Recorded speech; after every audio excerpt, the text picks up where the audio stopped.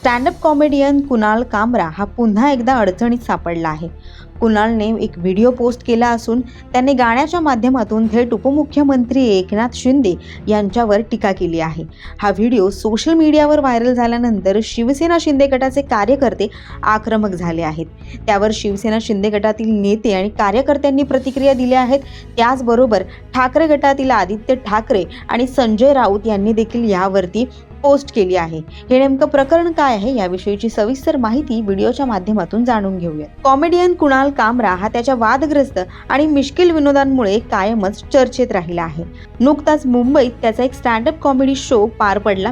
त्याचा व्हिडिओही त्याने सोशल मीडियावर पोस्ट केला आहे. या व्हिडिओमध्ये त्याने एक गाणं म्हटलंय. या गाण्यात त्याने एकनाथ शिंदे यांचं नाव घेतलेलं नाही, मात्र महाराष्ट्राच्या राजकारणाबद्दल बोलताना त्याने ठाण्याचा उल्लेख केला आहे. शिवाय गद्दार हा शब्द देखील वापरला आहे. कुणालचा हा व्हिडिओ सोशल मीडियावर तूफान व्हायरल झाला आहे. जज के ऑर्डर में लिखा है, जो इन्होंने महाराष्ट्र की इलेक्शन से किया है ना भाई साहब, बोलना पड़ेगा. यहाँ पे इन्होंने पहले क्या किया, शिवसेना बीजेपी से बाहर आ गई, फिर शिवसेना से बाहर आ गई,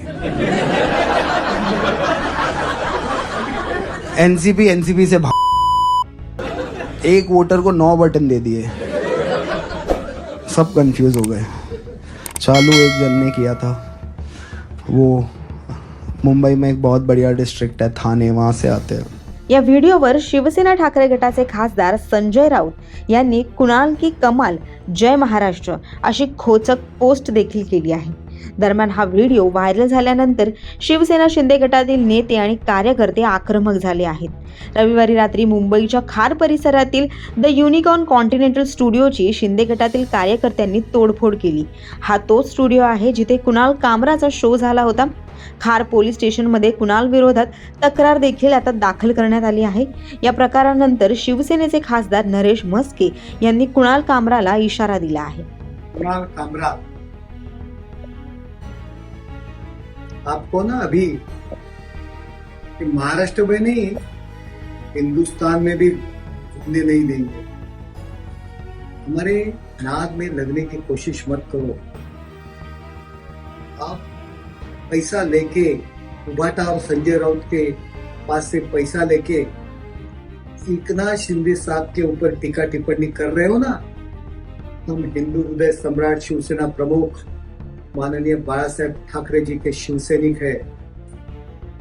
आपके पीछे लगेंगे ना तो भारत छोड़ के आपको भागने लगेगा. इतना याद रखो. और संजय राउत, हम जानते हैं आपके पास अभी कार्यकर्ते बचे नहीं है. उबाटा के पास कोई भी कार्यकर्ता बचा नहीं है. खुद को बेच रहे हैं उबाटा और संजय राउत. हमें मालूम है अभी आपके पास कुछ कार्यकर्ते बचे नहीं है, पर आप में भी हिम्मत नहीं है एकनाथ शिंदे जी के ऊपर टीका टिप्पणी करने के लिए. इसीलिए ये भाड़ोतरी लोग कुछ पैसे दे के खरीद के एकनाथ शिंदे जी की ओर टीका टिप्पणी करने के लिए लगा रहे हो. शर्म आती है आपके ऊपर. आपको क्या हक है. दरम्यान या तोडफोडीनंतर ठाकरे गटाचे आमदार आदित्य ठाकरे यांनी एक्स अकाउंटवरून पोस्ट केली आहे. त्यांनी म्हटलंय की शिंदेंच्या भ्याड टोळीने कॉमेडी शोचा स्टेज तोडला, जिथे कॉमेडियन कुणाल कामराने एकनाथ मिंधेंवर एक गाणं सादर केलं होतं, जे 100% खरं होतं. एखाद्याच्या गाण्यावर एक असुरक्षित भ्याडच प्रतिक्रिया दिली. राज्यातील कायदा आणि सुव्यवस्था बिघडली आहे का? एकनाथ मिंदे यांनी मुख्यमंत्री आणि गृहमंत्र्यांना कमजोर करण्याचा आणखी एक प्रयत्न केला आहे, असं आदित्य ठाकरे यांनी म्हटले. त्याचबरोबर संजय राऊत यांनी देखील एक्स अकाउंटवर पोस्ट केली आहे. त्यांनी म्हटलंय की कुणाल कामरा एक प्रसिद्ध लेखक आणि स्टँडअप कॉमेडियन आहे. कुणालने महाराष्ट्राच्या राजकारणावर उपहासात्मक गाणं लिहिलं तर शिंदेंच्या टोळीला मिरची लागली. त्यांच्या लोकांनी कामराचा स्टुडिओ पाडला. देवेंद्रजी, तुम्ही कमकुवत गृहमंत्री आहात, अशी खोचक टीका राऊतांनी केली आहे. दरम्यान या संपूर्ण प्रकरणावर आता महायुतीतील नेत्यांच्या देखील प्रतिक्रिया येत आहेत.